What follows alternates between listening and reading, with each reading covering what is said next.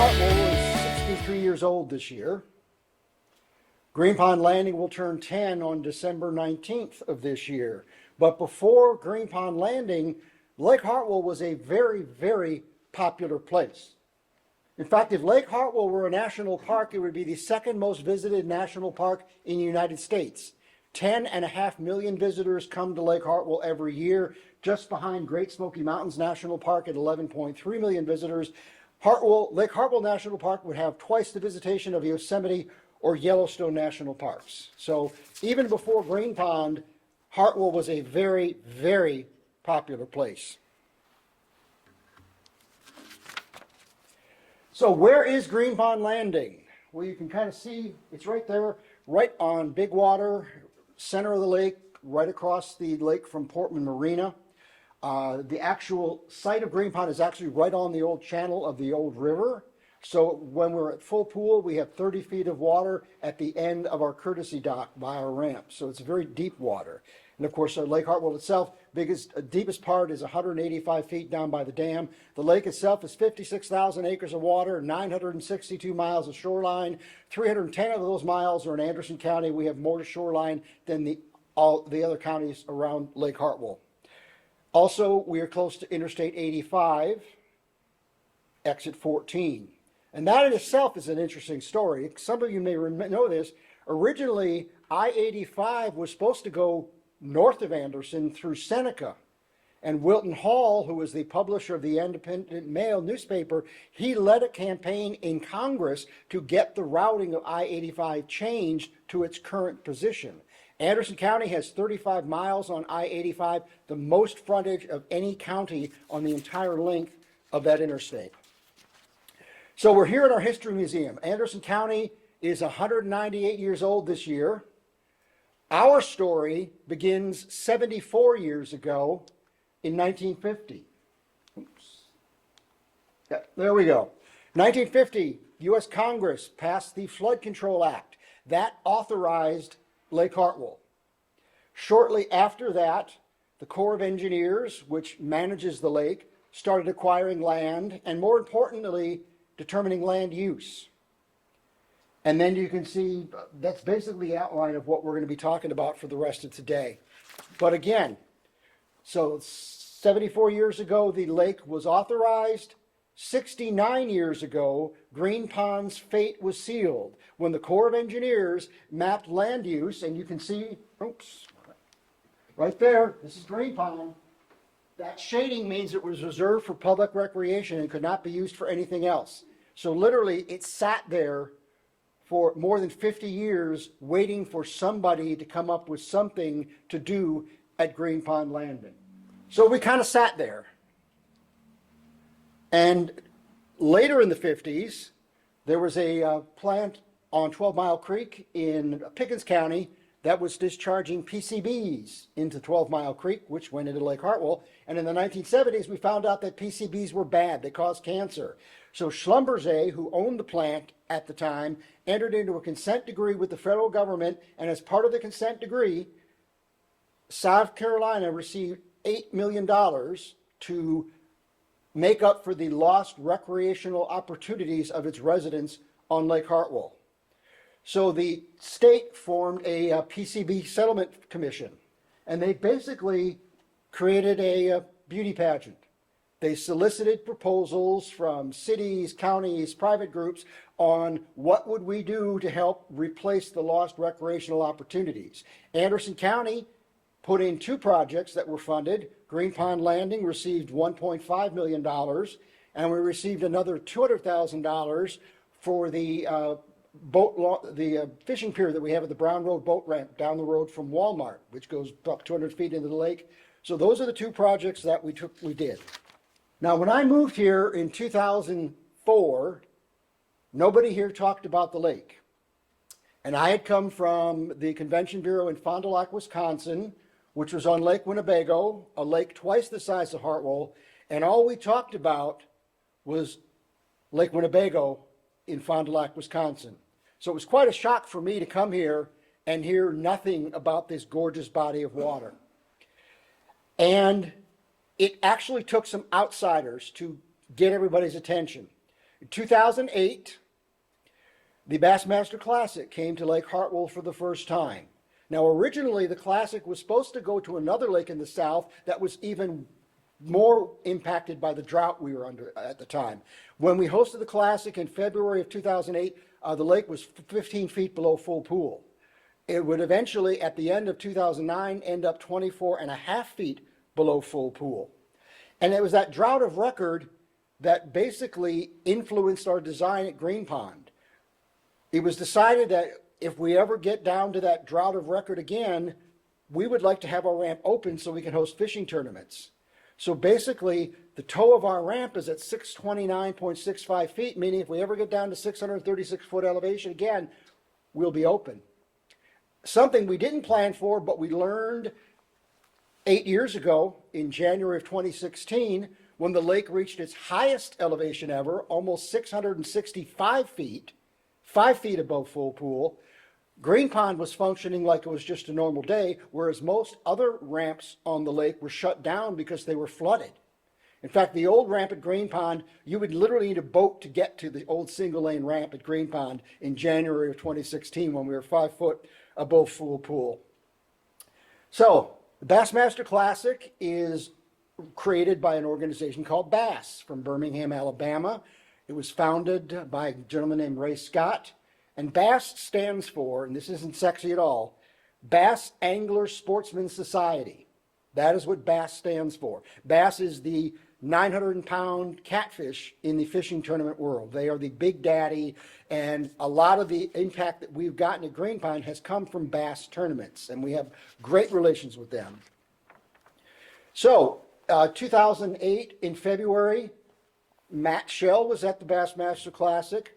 I was at the Bassmaster Classic. We didn't know each other at the time, but that was kind of the spark that got Anderson County thinking about, we got this lake, what if we had a place to have fishing tournaments on this lake? So it was shortly thereafter that the county started planning for Green Pond Landing. And I believe Matt told me they looked at about a dozen sites on the lake before deciding on Green Pond Landing, which I personally think was the best site on the lake. One of the other things we did when we were designing Green Pond Landing, and Blake Sanders, our architect, was there, best meeting we ever had in Anderson County's 198-year history happened in October of 2011. That's when we invited fishing tournament organizers to come meet with our architects and tell them what Green Pond Landing should be. And we had Bass there, we had all the big names in fishing were there. Literally for 4 hours, they talked Blake and our other architects' ears off. And about 90% of what they told us they wanted in Green Pond, it is at there now, or it will be there in a future phase. For example, in 2011, Bass told us they wanted a drive-through weigh-in lane for fishing tournament weigh-ins. Well, 10 years later, when we opened our amphitheater in 2021, what did it have? The drive-through weigh-in lane that Bass uses. And every time Bass has visited Green Pond since that opened, they have used that weigh-in lane. So on the left is the initial concept for Green Pond Landing from 2009. And on the right is the current look of Green Pond Landing. So we've had 5 phases of construction. We have 2 more to go. The next phase will be 3 more launch lanes next to the original 3 launch lanes. They won't be as long and deep as the original launch lanes. And then the last project is right here at the top of the peninsula. There'll be a 15,000 square foot expo center to host fishing tournament banquets, registrations. I'm sure we'll host weddings there, things like that. But those are the 2 we've got. Currently, our investment at Green Pond is about $8.6 million. These next 2 phases will probably raise that to about $15 million. So we've had 5 phases of construction to get to where we are. Of course, the first phase was the initial construction of Green Pond Landing, $3.1 million. The picture on the top left is they're actually pouring of the launch ramps. The ramps were poured on land and then pushed into Lake Hartwell. The ramps are 250 feet long, and in August of 2014, when all 3 sections were pushed into the lake. It was 1.2 million pounds of concrete, the heaviest concrete push on record. It's in the Guinness Book of World Records. So that was the first phase. The second phase, the middle picture on the top, we expanded the courtesy docks and we added a 110-foot tower for fishing tournaments to live stream their weigh-ins and their takeoffs. And believe me, that gets used a lot in the 21st century. Our third phase wasn't very sexy. It was a nice picture of something blowing up, but basically we did traffic improvements around the ramp to make it easier to host 2 300-boat tournaments. Our fourth phase was our bathroom. It is the nicest bathroom Anderson County will ever build. Even if you don't have to go to the bathroom, go to Green Pond and see that bathroom. It is absolutely a stunner. The view is wonderful. And the view is wonderful too, yes, it is. So that was our fourth phase. And our fifth phase was the amphitheater and the weigh-in dock, and of course the weigh-in lane that Bass told us 10 years ago that they wanted. So again, $8.6 million so far, and we've got $110 million in fishing tournaments to our name. Now, the $110 million, these are some of the tournaments that make up that number. These are not all of the tournaments we've hosted in 9 years, but certainly 3 Bassmaster Classics. And by the way, Portman Marina hosted our first Classic, so that means there have been 4 Bassmaster Classics on Lake Hartwell. That ties Hartwell with Lay Lake in Alabama and the Louisiana Delta in hosting 4 Classics. No body of water has hosted 5 Classics until we host our next Classic sometime later this decade. So we'll be in the record books for that. The thing that has surprised us most about Green Pond is its global reach. Literally, the world comes here to fish. We have had 14 different countries here fishing. And we're talking not just Canada and Mexico, we're talking Australia, Japan, South Africa, Namibia, Zimbabwe, Italy, Portugal. By the way, if you ever want to meet an Australian angler and you can't come to a weigh-in, go looking for a restaurant that serves chicken wings. Because for some reason the continent of Australia doesn't get into chicken wings, and when their anglers come here, they go nuts for our chicken wings. So think about that. The picture of our South African angler is not there by accident. In December of 2019, we hosted the Bass Nation Championship. In November of 2019, the team from Africa flew here to pre-fish the lake for a week. Now, South Africa to Anderson is 24 hours each way in a plane. So they go home in November, turn around the next month, and come back here to fish the tournament. And the pre-fishing must have worked because they ended up 7th out of 59 teams. So, but that's just crazy. I mean, thinking about 24 hours each way to go fish.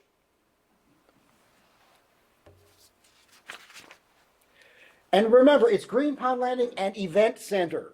It's not just about fishing. In fact, our first event on the left happened in January of 2015. It was a polar plunge benefiting Special Olympics Area 14. The water at Lake Hartwell was a balmy 48 degrees that morning. Nobody drowned. We did have the dive team in place just in case. And of course, our largest crowd ever at Green Pond was not for a fishing tournament. It was August 21st of 2017 for the solar eclipse. If you remember, we were right on the center line for the eclipse. We had almost 2.5 minutes of darkness, totality, like second longest in the nation. We had 5,000 people at Green Pond for that, and we had more parking. We could have taken more people. And of course, 2 summers ago, in our new amphitheater, we had a series of plays that happened in July, September, and October. So we're not just about fishing, although that really is really what really does pay our bills. So the last Bassmaster Classic was in 2022. Between the takeoff, the trade show, and the weigh-ins, 154,923 people attended the Classic. That set a record. And again, it's a 3-day tournament. I actually volunteered every day of the tournament, driving a golf cart, shuttling visitors from the parking lot down to the launch ramps. On Wednesday of Classic Week, I shuttled a journalist from Tokyo, Japan, down to the launch ramp. My favorite story, though, was on Saturday. I picked up a family from Michigan. It turned out to be their 10-year-old son's birthday, and that's what he wanted for his birthday present, to go to the Bassmaster Classic. Now, this family from Michigan never would have probably ever seen Anderson, South Carolina, were it not for Green Pond Landing, our friends in Birmingham, and the Bassmaster Classic. We had about 11,000 people all 3 mornings at the takeoff. In fact, in terms of economic impact, you can see that's our amphitheater with our weigh-in dock. That's $8.5 million worth of bass boats parked in that weigh-in dock. There are 56 boats. $8.5 million. We actually set a record with bass last summer. We hosted the biggest tournament boat-wise bass has or probably will ever stage. We hosted the Bassmaster High School National Championship, 481 boats.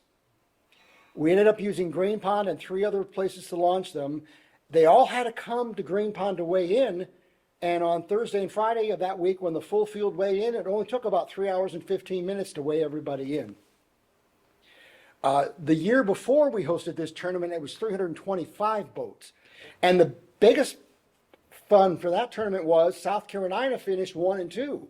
Burns High School from Spartanburg County took the crown, and Palmetto High School from our county came in 2nd place. Also, last summer, we hosted the Bassmaster Junior National Championship. This is 2nd through 8th graders. And you can kind of see on the right, the fish is almost as big as the angler who caught it in that case. And both of these tournaments will be coming back. I can't tell you when, but they are coming back. One of the funny stories my favorite stories about Green Pond was right after we opened Green Pond in 2015, a gentleman from the Abbeville County Council called me. They wanted to do a Green Pond on Lake Russell in their county.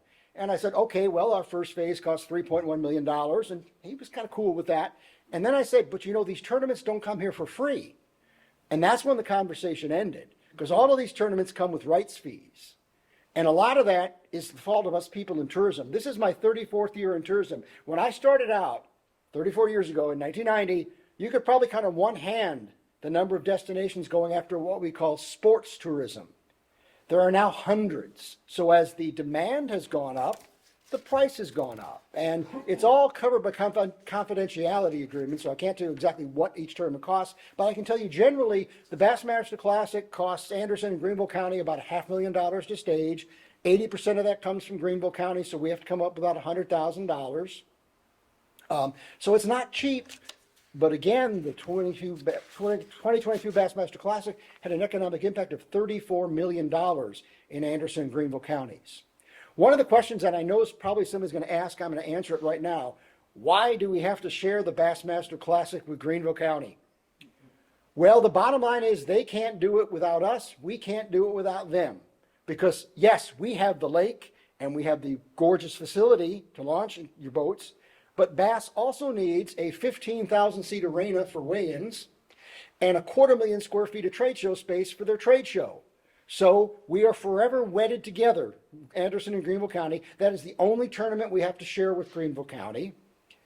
And it really works out well. Again, four Bassmaster Classics since 2015. And here's a fun fact.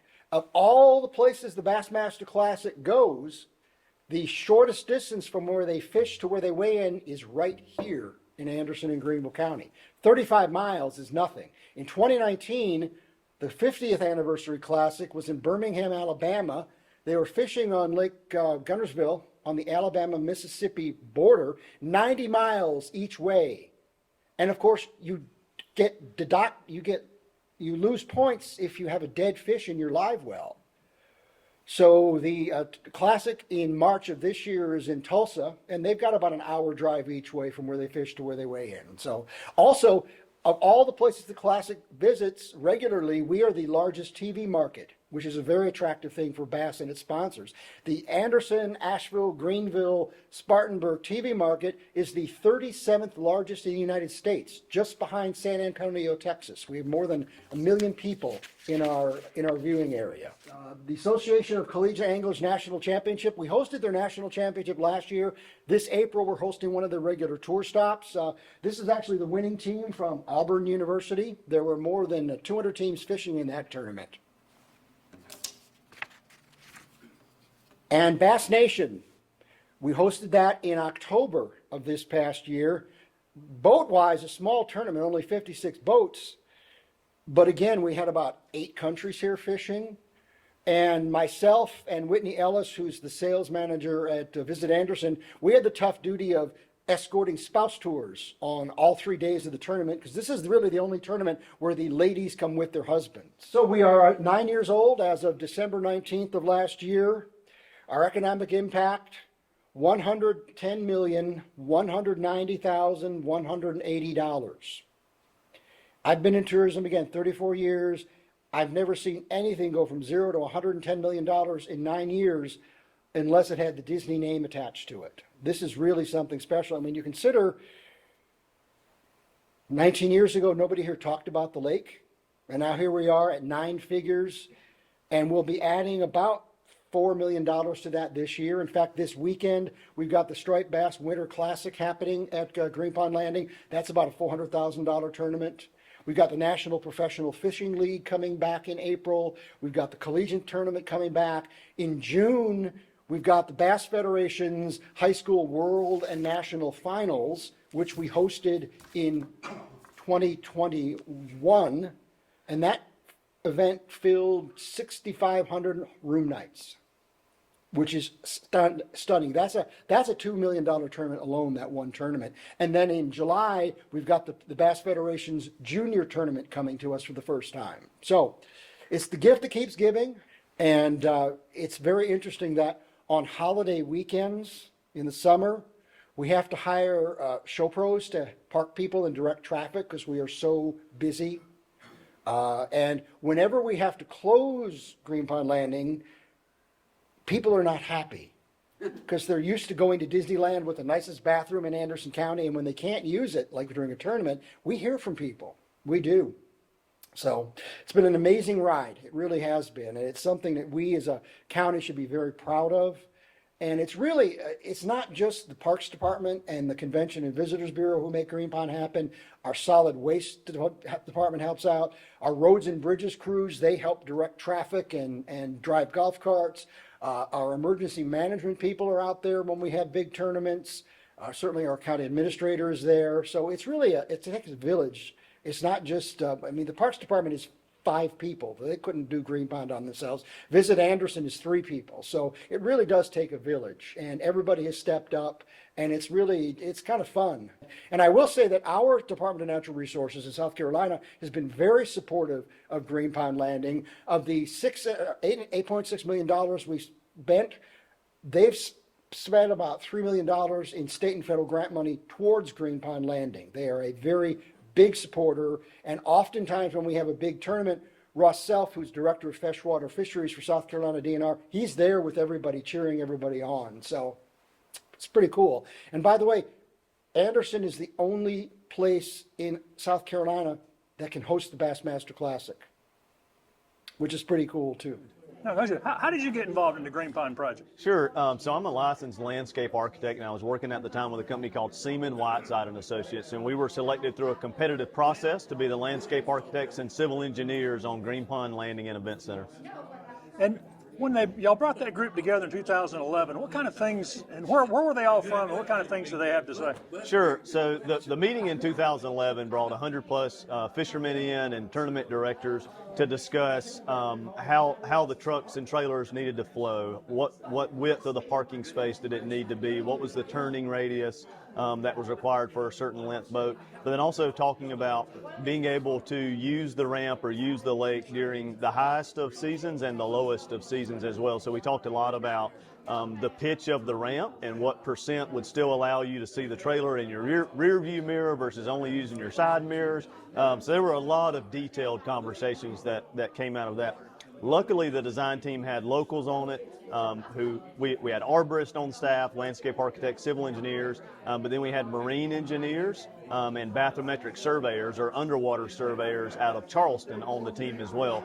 So during that meeting, we were able to talk intelligently about what the bottom of the surface looked like, how much rock was on site, what trees we wanted to save. So we were able to talk very detailed about the site as well. And what percentage of what y'all were trying to do then you think's happened? So about 75% of the total master plan has been completed. I would venture to say probably 100% of the conversations that were had with those 100 people were implemented, as far as the flow of traffic, the width of parking, the amount of on-site lighting, and obviously the two-story restroom, the nicest restroom in Anderson County. That was actually one of the things that was brought up, a nice restroom facility with changing stations for the fishermen who, once they come in from a long day of fishing, want to be able to change clothes, freshen up before the weigh-in period. You work very closely with all the professional fishing organizations. What has been their response to Green Pond and Hartwell and all that's been done out there? Oh, the response has been tremendous. I mean, we routinely field, whether it's calls or messages or comments from anglers, the professional anglers particularly, that fish all over the country, and they'll tell you that Green Pond's one of the top 3 or 4 facilities in the entire country. One of the things that we've done here in Anderson County to continue to set ourselves apart from so many other people is, I mean, obviously we have a tremendous lake in Lake Hartwell, and Green Pond is obviously what I like to call a Yankee Stadium type facility. It's a destination facility, but one of the ways that we've continually gotten organizations and anglers to come here time after time is the experience that we provide when people are here. We put a lot of, I've often said this before, we're not the only county in the country with a lake, and people that have lakes have ways to get boats in the water. So, we are blessed with a great fishery, and we are blessed with a tremendous facility. But one of the ways that we've continued to bring people back is the experience that we provide when they're here. Just an example of, that was the event that we just hosted last month, the first annual Matt Robertson Onum tournament. Matt Robertson's a gentleman that fishes the Bassmaster Elite Series, and he's obviously a very well-known angler, has a tremendous brand and a tremendous following, and he through a phone call reached out and wanted to hold an event. Has a local sponsor here in Anderson, but also had some other partners, sponsors of his at the table that wanted to support his venture on putting together this tournament. And he reached out to us, wanted to put this event here in Anderson at Green Pond, and we had the date available. And he put out a couple of posts and some social content promoting his tournament. We had to cut the registration numbers off at 250 boats. We had a full tournament field just off a couple of social media posts, and I was particularly proud of the opportunity for us to be able to host that event and be a part of that event, because quite frankly, he could have picked up the phone and called anybody in the country, but he's had a great experience here. He knows that we do things the right way and how we treat people, and he wanted to bring the event here. And so it was an opportunity for us to do something that now obviously a lot of folks wish they had the opportunity to do that as well. What kind of comments do you get from your colleagues in other parts of the country about what's going on here? Obviously, we're very fortunate. Wish they had what we had. Obviously, you get that over and over again. But I'll say this, and this may or may not be the answer you're looking for, but again, we have a tremendous lake. We have a Yankee Stadium type facility, but the people that we have make it, kind of bring it to life. I think in the presentation today, it was remarked that it was like, the Anderson County had built Disney World on the lake. Well, you don't have Disney World without Mickey Mouse and Donald Duck. Well, we don't have Green Pond without the people that make it up, the people, the volunteers, the county staff that come out.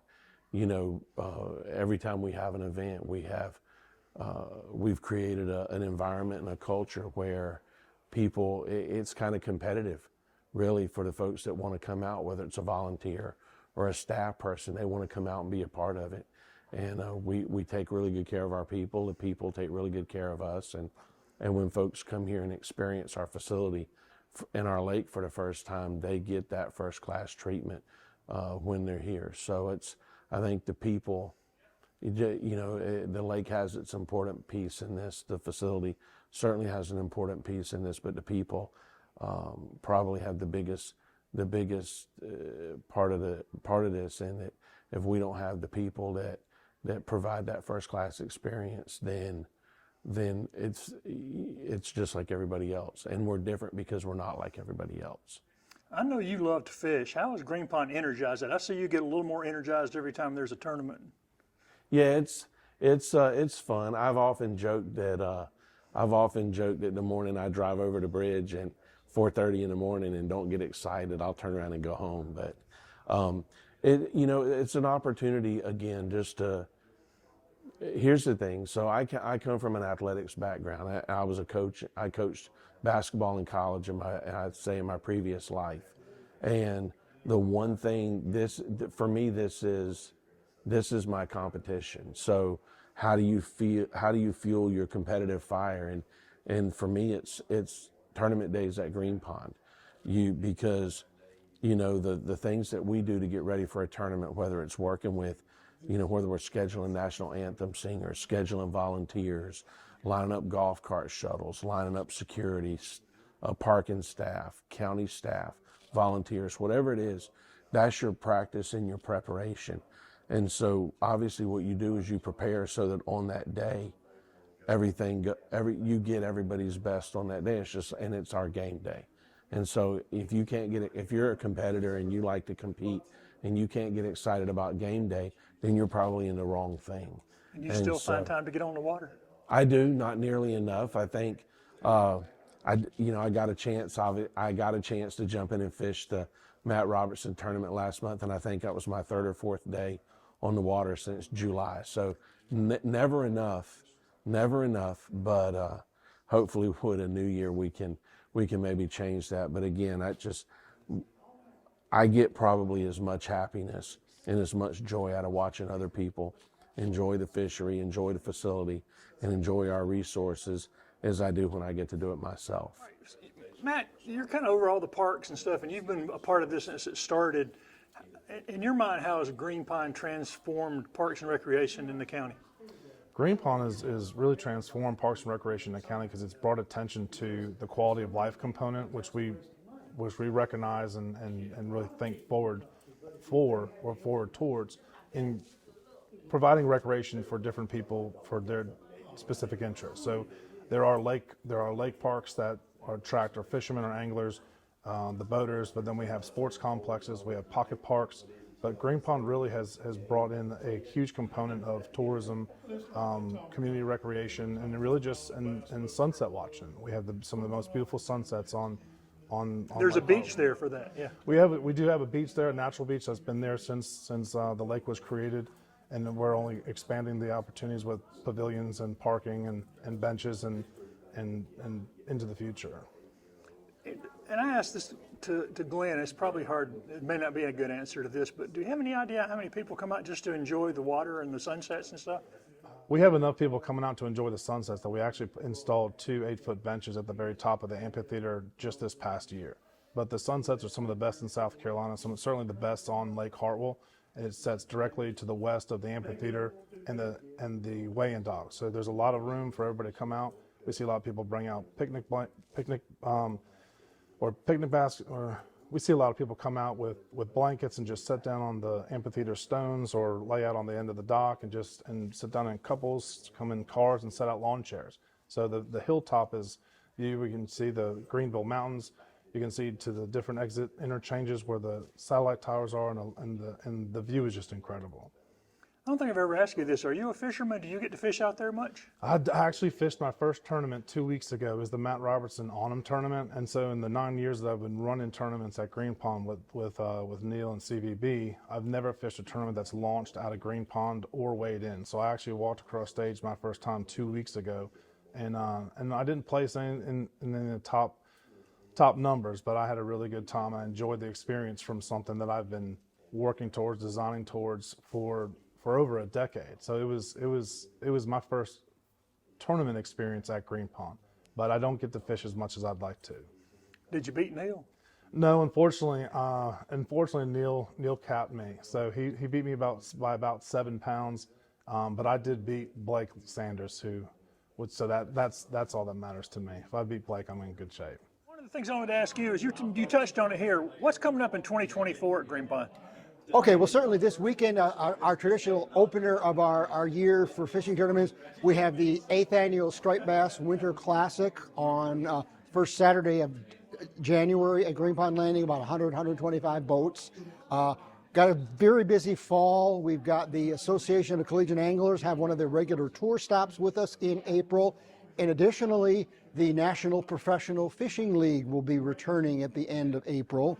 We hosted them 2 years ago. And certainly our biggest tournament of the year will be in June, when the Bass Federation's High School World and National Finals will return to Green Pond.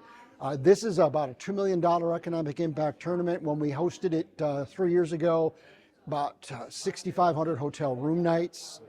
We've got the American Bass Anglers Military Championship coming back. So it's going to be about a $4 million year for us in terms of economic impact. So that'll put us close to about $115 million in economic impact on our 10th birthday on December 19th, 2024.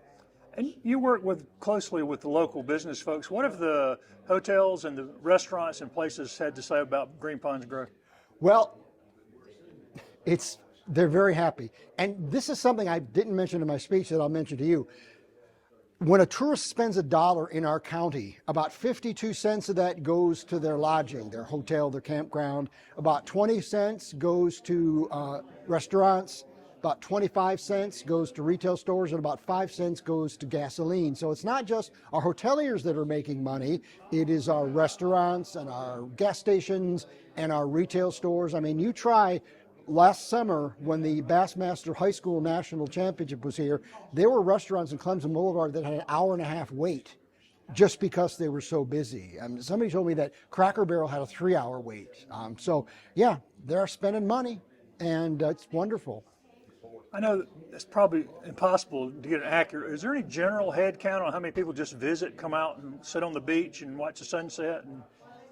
That we don't. I know the Corps of Engineers has a car counter that we could probably get that information from, but I don't actually know what that is. There seems to be a lot of people out there just sitting in chairs. There are. We have people who walk their dog there and do all sorts of things, because it really is. I mean, a park. It's a county park. We don't have a playground yet or picnic tables, but at some point we will.